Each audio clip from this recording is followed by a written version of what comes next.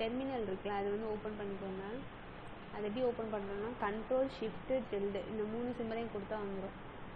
இப்போ நம்ம எந்த ஃபோல்டரில் இருக்கோம்? பூட்ஸ்ட்ராப்.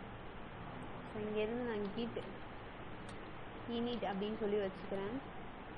ஓகே, இப்போ நீங்கள் உங்களோட ரெப்பாசிட்டரி ஒன்று போயிருங்க. இப்போ நான் என்னோட GitHub போயிட்டேன். அதில் வந்து பார்த்தோன்னா அதில் வந்துட்டு நான் இங்கே ஒரு ப்ளஸ் சிம்பல் இருக்குல்ல, இதை கிளிக் பண்ணி நான் நியூ ரெப்பாசிட்டரி அப்படின்றத கிளிக் பண்ணிக்கிறேன். ஸோ இதில் போயிட்டு நான் என்ன பண்ண போகிறேன்னா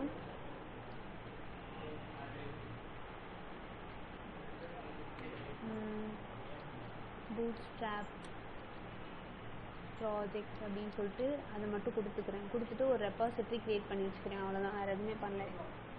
இது வந்து உங்களுக்கு ஆல்ரெடி தெரிஞ்ச ஒரு விஷயமா தான் இருக்கும். அதுக்கப்புறமா ஆனால் இந்த git init அப்படின்னு சொல்லிட்டு இது ஆட் பண்ணோம்ல, அது உங்களுக்கு தெரியாமல் இருக்கும். இப்போ git add அப்படின்ற ஒரு கமெண்ட், சரியா? இந்த கமெண்ட்லாம் நோட் பண்ணிட்டே வரணும். git add ஸ்பேஸ் விட்டு டாட் அப்படின்னா எல்லாத்தையும் ஆட் பண்ணிக்கோங்க அப்படின்னு அர்த்தம். ஓகேவா? நெக்ஸ்ட்டு இதில் இருக்கிற அந்த கமெண்ட்டை காப்பி பண்ணி கூட நீங்கள் என்ன பண்ணிக்கலாம், போட்டுக்கலாம். ஸோ இந்த மாதிரி கமிட்னா உங்களுக்கு இந்த வந்து கமிட்னா இந்த இடத்துல ஃபைல்ஸ் எல்லாமே உங்களுக்கு அங்கே போயிடும், சரிங்களா? அடுத்து git branch name, அடுத்தடுத்து அந்த கமெண்ட்ஸை ஃபுல்லாக கொடுக்குறோம். அவ்வளோதான். எரர் வந்துச்சுன்னா மட்டும் அதை நம்ம ரெக்டிஃபை பண்ணோம். git remote add origin, அதுக்கப்புறம் git push origin name.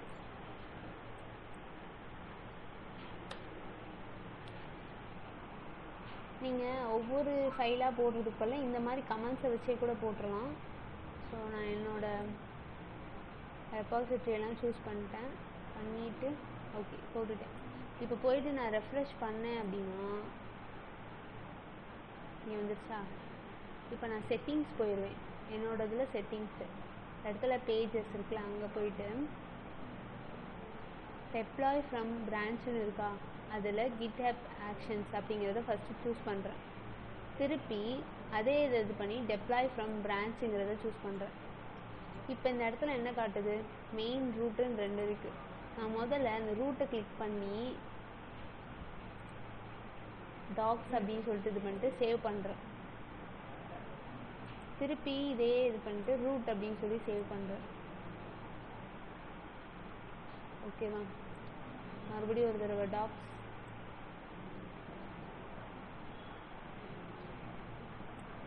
மறுபடியும் ரூட்.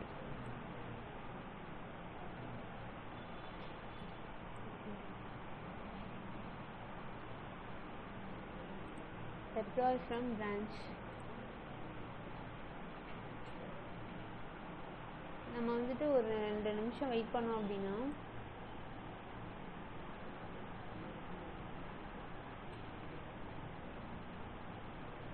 பொறுமையே இருக்காதே.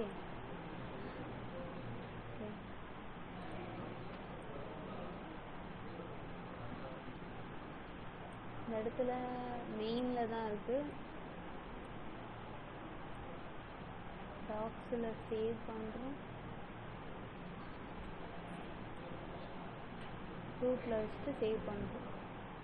ஒரு 2 செகண்ட் வெயிட் பண்ணுங்கள். வந்துட்டு இந்த பேஜை ரெஃப்ரெஷ் பண்ணிங்க அப்படின்னா உங்களுக்கு ஒரு லிங்க் இருக்கும். அந்த லிங்க்கில் வந்து உங்களோட ப்ராஜெக்ட் நீங்கள் இது வரைக்கும் பண்ணதை வந்து லிங்க்காகவே நீங்கள் ஷேர் பண்ணிக்கலாம். சரியா? ஓகே, அவ்வளோதான். நான் வேணால் பாஸ் பண்ணிட்டு ஒரு 2 நிமிஷம் கழிச்சு வரேன். ஓகேவா? ஓகே, ஸோ ஒரு நிமிஷத்துக்கு முன்னாடி வந்துருக்கு. இதை இப்போ நான் கிளிக் பண்ணிவிட்டு உள்ளே போனால் என்னோடய ப்ராஜெக்ட் இருக்கா. இப்போ இதை நீங்கள் லிங்க்காகவே ஷேர் பண்ணிக்கலாம். சரியா? அபவுட் மட்டும் நம்ம க்ரியேட் பண்ணல, கான்டாக்ட் ஃபார்ம் வந்து க்ரியேட் பண்ணோம். இங்கே கீழே இருந்தது வந்து யூடியூப்பும் இதுவும் இருந்துச்சு. ஸோ அது வந்துருக்கு. ஓகே தானே? இது போக வேறு ஏதாவது காம்பனன்ட்ஸ் வேணும் அப்படின்னா இது பண்ணுங்கள். அதோட வந்து வேறு என்ன அப்படின்னா இந்த பூட்ஸ்ட்ராப் இருக்குல்ல, அந்த டாக்குமெண்ட், இதை நல்லா நீங்கள் படிக்கணும். இதில் என்னென்ன இருக்குது அப்படின்னு சொல்லிட்டு பார்க்கணும். அப்போ தான் இதில் வந்து நீங்கள் யூட்டிலைசேஷன் இருக்குல்ல, ஸோ அதில் வந்து என்னெல்லாம் இருக்குதுன்னு சொல்லி பார்க்கணும். வெர்டிக்கல் அலைன்னா என்ன, இந்த கிளாஸில் வந்து ஒன்றும் இல்லை, இந்த கிளாஸ் நேம் இதை வந்து எழுதி வச்சுருப்பாங்க.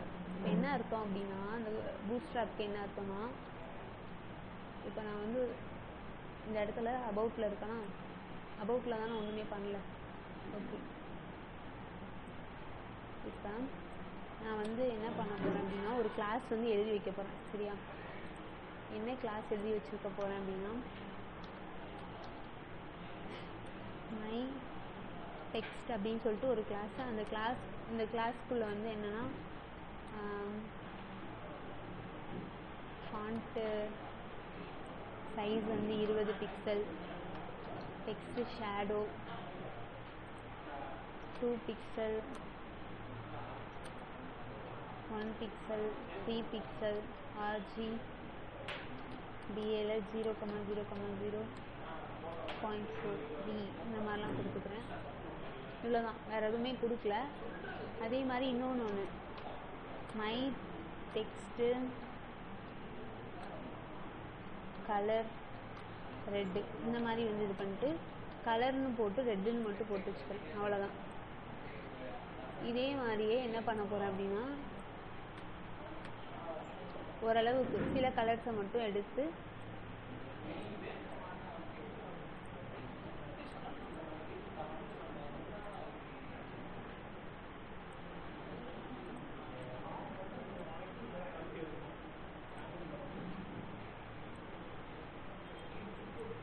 இந்த மாதிரிலாம் கொடுத்துட்டேன். இந்த இடத்துல வந்து பிங்க்கு, இந்த இடத்துல வந்து க்ரீனு, இந்த இடத்துல வந்து ப்ளூ, இந்த மாதிரி கொடுத்துட்டேன். இப்போ வந்து என்ன பண்ண போகிறேன்னா, ஆல்ரெடி இந்த இதெல்லாம் எழுதி வச்சுருக்கேன், ஆனால் இது வரைக்கும் எங்கேயுமே வந்து யூஸ் பண்ணல. இப்போ நான் எனக்கு எங்கே வேணுமோ அங்கே யூஸ் பண்ணிக்கலாம். அப்போ நான் என்னோடய அபவுட் அந்த பேஜுக்கு போயிட்டு நான் வந்து என்ன கொடுக்குறேன்னா, ஃபஸ்ட்டு H1ன்னு வருது, அதில் ஹாய் அப்படின்னு மட்டும் கொடுத்துட்டு இந்த இடத்துல கிளாஸ் அப்படின்னு கொடுத்து நான் அங்கே என்ன எழுதி வச்சுருந்தேன், கிளாஸ் நேமு எனக்கே மறந்து போச்சு. அந்த மை டெக்ஸ்ட்டுங்கிறத எடுத்து இதில் கொடுக்க போகிறேன். இப்படி கொடுத்தா என்ன ஆகும், நீ பாருங்கள், ஒரு ஷேடோ வந்திருக்கு, இதெல்லாமே இருக்குது. இப்போ வேறு என்ன, இப்போ நம்ம பூட்ஸ்ட்ராப்பில் டெக்ஸ்ட்டு சென்டர்னால் அலைன் மட்டும் பண்ணும், டெக்ஸ்ட்டை வந்து சென்டரில் கொண்டுட்டு வரும். ஸோ எனக்கு இப்போ அந்த இதை கொடுத்தனால அது வந்துடுச்சு.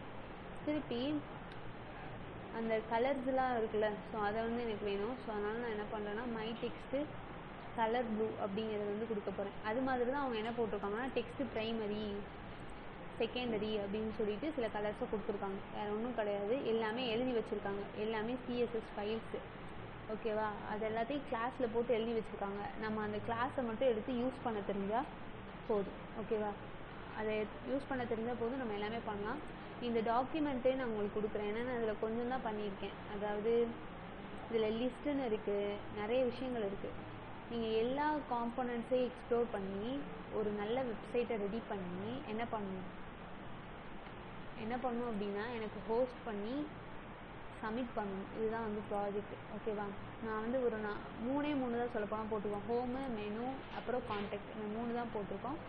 நீங்கள் வந்து எனக்கு இங்கே மொத்தம் வந்து எத்தனை பேஜஸ் இருக்குது அப்படின்னா, FAQன்னு சொல்லிட்டு ஒரு 11 பேஜஸ் இருக்குது. FAQ அப்படின்னா ஒன்றும் கிடையாது. இப்போ இந்த இடத்துல போயிட்டு நான் பூட்ஸ்ட்ராப்பை போகிறேன், இங்கே காம்பனன்ட்ஸ் இருக்கும், FAQ அப்படின்னு சொல்லிட்டு ஒன்று இருக்கும்.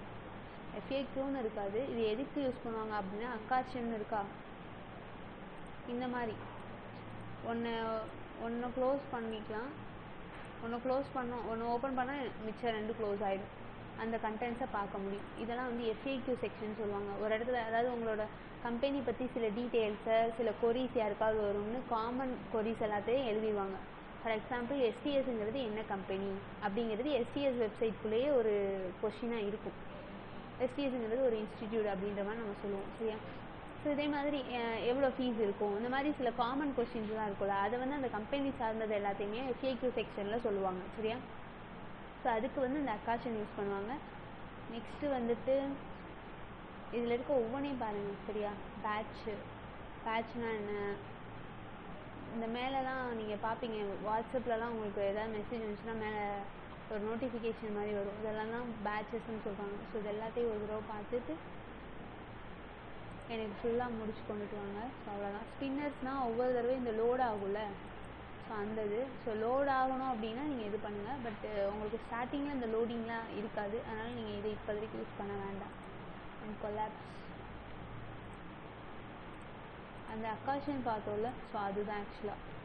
ஓகேவா? ஓகே, இது வரைக்கும் புரிஞ்சிருக்கும்னு நினைக்கிறேன். ஸோ ஹோஸ்ட் பண்ணது வரைக்கும் அவ்வளோதான். இது மாதிரி ஏதாவது டவுட்ஸ் இருந்துச்சுன்னா வந்து கிளாஸில் கேளுங்க, நம்ம சொல்லித்தரோம். ஓகேவா? Bye by.